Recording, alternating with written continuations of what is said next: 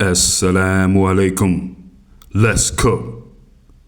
Sagon Penn. This video was about a great brother by the name of Sagon Penn from San Diego, California. Now people, this story took place in the year of 1985.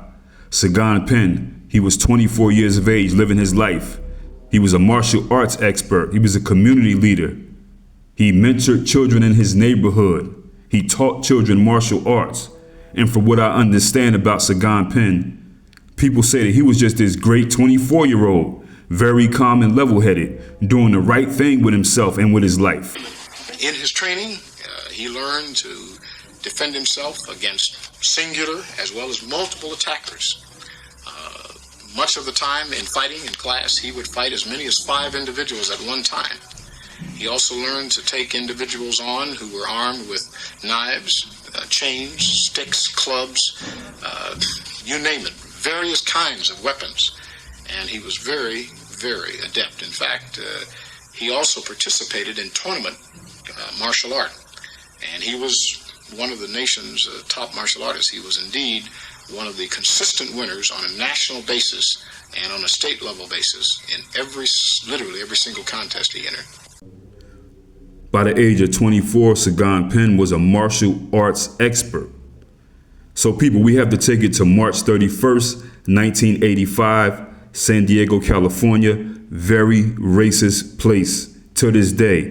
A lot of racist pigs out there, okay? Now, Sagon Penn, he's driving a pickup truck, carrying 7 friends. He was pulled over by this guy named Officer Jacobs. So this guy, Officer Jacobs, he calls in that he just pulled over a vehicle with suspected members of a street gang, okay? And that was his reason for pulling Sagon Penn over. So he says, basically driving while black, so we suspect some gang activity because you have people with you. So Officer Jacobs, in his aggressive pig type voice, goes up to the car, goes up to Sagon Penn and says, "What up, blood?" Sagon Penn responds, "What's the problem, officer?" Officer Jacob then says, "You claim cuz or blood," basically asking him if he's a blood or a crip. Sagon Penn then says, "What are you talking about, sir? If I claim anything, I claim myself." So Sagon Penn, of course, is a man. He was pulled over for nothing. He's being accused of being in a gang, which he's not. This dude is a community mentor and a martial artist. So imagine how he feels with this pig all in his face, accusing him of being with a gang. So Sagon Penn takes out his wallet to show his identification. Officer Jacob says, "I don't want your wallet. I want your license." Sagon Penn says, "Go ahead, sir. Look at the whole thing. I've got nothing to hide." Then Officer Jacob says, "Look, boy, I'm going to tell you one more time or you're going to get hurt." So by now, Officer Donovan Jacobs, he has backup. Backup is coming. This is an officer by the name of Thomas Riggs. So this guy, Thomas Riggs, is on the scene. So now you have Donovan Jacobs, Officer Jacobs, and Officer Riggs, 2 officers. Now, at this time, in one of the patrol cars that just pulled up, there was a woman in the car who's not a police officer. Her name is Sarah Pena Ruiz. I have no idea why this woman is in the car, okay? But she's in the car. Now, this guy, Officer Thomas Riggs, he's calm. He's not getting involved in the situation. He's just being attentive. Then Sagon turned around and started to walk away. I guess he said later for this racist pig cop. He's walking back to his car or whatever. Then Officer Jacobs grabs his arm. Then Officer Jacobs throws an elbow and a punch, striking Sagon Penn in the face. Then Officer Jacobs pulls out his baton. He starts swinging it wildly at Sagon Penn's head. Okay, which, by the way, people, I must add, this is illegal. It's illegal for a police officer to swing a baton at somebody's head. To swing a baton at somebody's head means that you are using deadly force. Swinging a baton at somebody's head is just like pulling out a firearm and using it, okay? You can hit somebody in the arms or legs with a baton. That's not considered deadly force. But if you take a baton and you swing it and try to hit somebody in the head, that is use of deadly force. Not saying that you can't ever do that as a police officer, but the protocol must line up. It must be a situation where deadly force can be used. So basically, anytime an officer can take a baton and swing it at somebody's head, he also can take his firearm and use it, okay? So this is illegal because at this time, Sagon Penn is a active resistor, if at the most, which means if a police officer gives you an order and you resist actively, you are an active resistor, which they have to respond based off the use of force protocol, which was created by the Department of Justice. You cannot respond to an active resistor with deadly force, okay? Just had to get that straight. So he's swinging a baton at his head. That's illegal right there from the jump. So then this other guy, this officer, Thomas Riggs, he jumps in and he's helping his partner, Jacobs. Now they're both hitting Sagon Penn with a baton or a billy club. So again, Sagon Penn is a martial artist. He's relying on his expert karate skills, his discipline to defend himself. He's exchanging blows with these police officers. But these dudes are both beating him with these batons terribly. Then this gets turned into a wrestling match. They all go down to the ground. Now Sagon Penn is feeling like these cops are going to kill him, which they already showed deadly force by swinging the baton at his head. And he's got to do something. He's on the ground with these cops. So Officer Jacobs is on top of Sagon Penn. He's pounding him. He's calling him the N-word as he struck him. You know, N-word this, black this, whatever. Of course, this guy's a piggy white, Blue Klux Klan type. Y'all know what I'm talking about. So the other officer, Officer Riggs, is also beating Sagon Penn with the stick, okay? Now the people who were watching, they thought that these officers were going to kill Sagon Penn. They're like, what's going on? They thought they were actually going to kill him. So they have Sagon Penn on the ground. They're beating him with the baton or the billy club and hands. Now when Sagon Penn is down, he's able to get the weapon from Officer Donovan Jacobs, okay? Now at this time, again, Sagon Penn, he fears that he's going to lose his life. He's thinking these guys are trying to kill me. So he grabbed Officer Jacobs' gun. He shoots Officer Jacobs first one time. Then he gets up. Then he shoots the other guy, Officer Riggs, 3 times. Then he goes to that police cruiser where that woman, Sarah Pena Ruiz, is at in the car. Remember I said that there was a woman in the car who wasn't a police officer? Shoots her 2 times. Sagon Penn said he shot at the woman because he feared that she was also a cop and she might take his life. Reasonable thinking, because Sarah Pena Ruiz, if you ain't a cop, what are you doing in a cruiser? On duty. So Sagon Penn, he gave it to her also. Now people at this time, the police officers, they're carrying 6-shot revolvers, not semi-autos, 6-shot revolvers. Now the guy, Officer Donovan, the first pick that showed up, he didn't die, but he's down. The other one, Officer Riggs, he's gone. He's a dunion. He passed away, pushed him, got him up out of here. The girl in the cruiser, Sarah Pena Ruiz, she also survived and lived, but she shot up. So what Sagon Penn did next, he hopped in their police patrol car and rolled over Officer Thomas Riggs, okay? Then he drove to his grandfather, Yusuf Abdullah's house, and told him what happened. And he was one of the nation's top martial artists. He was indeed one of the consistent winners on a national basis and on a state level basis in literally every single contest he entered. If I'm standing here, it allows me quick moment. Here.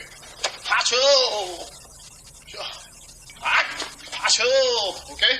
And when he made the decision to take a life based on his own personal interpretation that his life was in danger, he was of the impression that he had to do what he did to save his life. Had nothing to do with pride, had nothing to do with anything except survival. Oh, no. He just don't do things like that. He don't do things like that, you know. He never been in no trouble. So he's always good, peaceful, never getting in no fights or anything like that. As you can see there, his grandfather, Yusuf Abdullah, is very crushed. He's very hurt by what happened. He drove to his grandfather's house, told him what happened. His grandfather said, "Do you want to turn yourself in?" He said, "Okay." So they headed to the police station to turn in. Sagon Penn always claimed his innocence, and there were actually witnesses there who seen it all. They seen it all. They know what happened. So they had a trial. Okay. Now this has to be one of those trials where things were actually done right. There were 2 trials, and they were both highly publicized. Now the purpose of the initiation of the stop by Officer Donovan Jacobs, that was clearly racism. Okay. He yelled racial slurs. He attacked the man, batons, kicking him with his boots, put him in a position where he had no choice. But of course, the prosecution tried to say that everything was Sagon Penn's fault. Okay. And they said, had you not did this, the officer wouldn't have did this type of madness. Had you not did what? You know what I mean? So they have a trial, right? And in 1986, Sagon Penn was acquitted of all charges. He goes home. He was acquitted on the murder of killing Officer Riggs. And in the second trial in 1987, Sagon Penn was acquitted of all lesser charges, which means the major charge that he was facing was the murder of Officer Riggs, pushed him up out of here, shot the lady, shot the other officer, cleared of all those charges as well. And that's the correct thing to do, okay? See, a lot of you white supremacists and you Negro shine bones that like to repeat what they say, if you want to figure out how to correct a problem or fix a problem or get to the bottom of a problem, you go to the root of the problem. What caused it? How did it start? Not, oh, what is the black person doing now? Why is he doing that? Why is she doing that? Why are things like that? Let me go on before I go off. You know what I'm saying? Okay. They did the right thing. There was even a police officer who was a good person that came forward at the trial and told the truth. This guy's name is Officer Doyle Wheeler. Now at the trial, this guy, Officer Doyle Wheeler, testified that Donovan Jacobs, Officer Jacobs, was a racist hothead. And of course he would know because he worked with him. After Officer Doyle did this, Doyle Wheeler, he was up for retirement and he retired. So I guess he planned to do it anyway. He probably figured, you know what? I'm out of here anyway. I'm retiring. I'm going to do something right. Let me go ahead and tell the truth. After he retired, he moved to Washington State due to all the harassment and threats from taking the stand and the trial and all that stuff in favor of Sagon Penn. He moves to Washington State. Now, one day when he's at his home in Washington State, some masked assailants roll up to his house, tie him up, burn him with cigarettes, and made him write an apology letter to the officers involved in the altercation with Sagon Penn.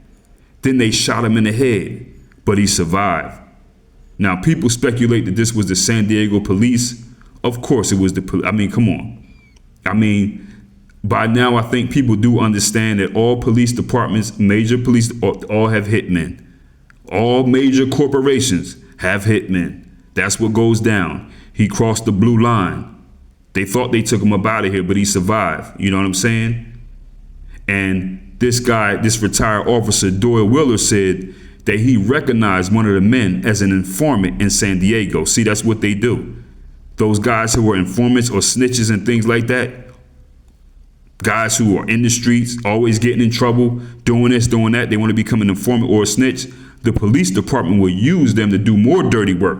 Like, we got you anyway. Well, this is what you're going to do. So he recognized one of these guys who came to his house as an informant, which is probably the case. Okay? That's how it goes.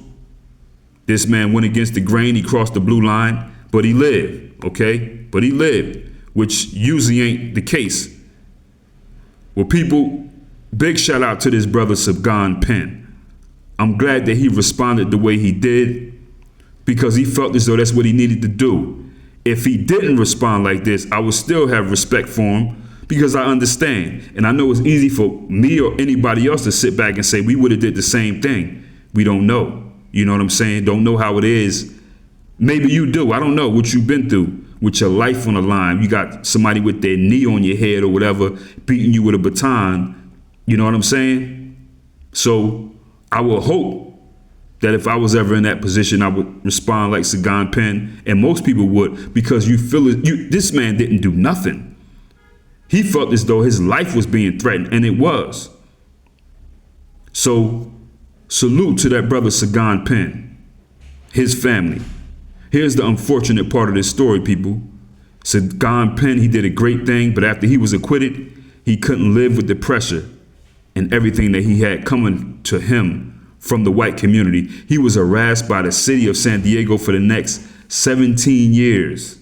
He tried to stay and live in the same place where this happened at, and he couldn't earn, he couldn't get a job, he couldn't have a normal living. And they say that Sagon Penn took his own life via an overdose on July 4th, 2002. Still in all, condolences to the family of Sagon Penn. Salute Sagon Penn. Now here's a man right here they don't like black people to know about. He stood up for himself. He did the right thing. He actually got a fair trial. They don't like the youth to know about people like him. They would rather keep showing pictures of police officers with their knees on black people's heads and faces crushed on the ground, you know, because they know that imagery, psychologically, it can damage you, you know what I mean? But Sagon Penn, he should always be remembered as a true warrior for his people. Now, this other officer, what's his name? Officer Donovan Jacobs, the one that showed up first and lived. Well, he's out living his life with a LinkedIn profile, retired. You know, Sagon Penn tried, but I wish he would have really pushed this guy right here, because he's the one who started it and he caused all of this stuff. He lived, but if Sagon Penn would have blew his beak off, I'm sure he would have beat that charge as well. You know, probably was trying to show off for the woman in the car, tried to get her up out of here too. You know, she shouldn't have been there. You know what I mean? You with the police, that's your gang, that's who you with. It is what it is, you know? I don't know if I believe the entire story about what happened to Sagon Penn. I'm not, you know what I mean? I'm not sure. I don't know. I don't know anybody that knows him or what he was going through, but I don't understand how he actually thought he would be able to live and survive in that area after this happened. You know, some more things might have happened in his life. Maybe his grandfather, who he was close with, passed away. I don't know. You know what I mean? But I don't know the whole story. They could have actually done something to him. Who knows? You know? But people, what do you think about this? Get in the comments. Let me know. Do you know the Sagon Penn story? Have you heard a story like this anywhere where you live? You know what I mean? Link in the description to the masterpiece. The N-word is no secret in the service. Also, link to the email list. Go ahead and holler at that. Get on that so that you know what the content is, just in case. Easy.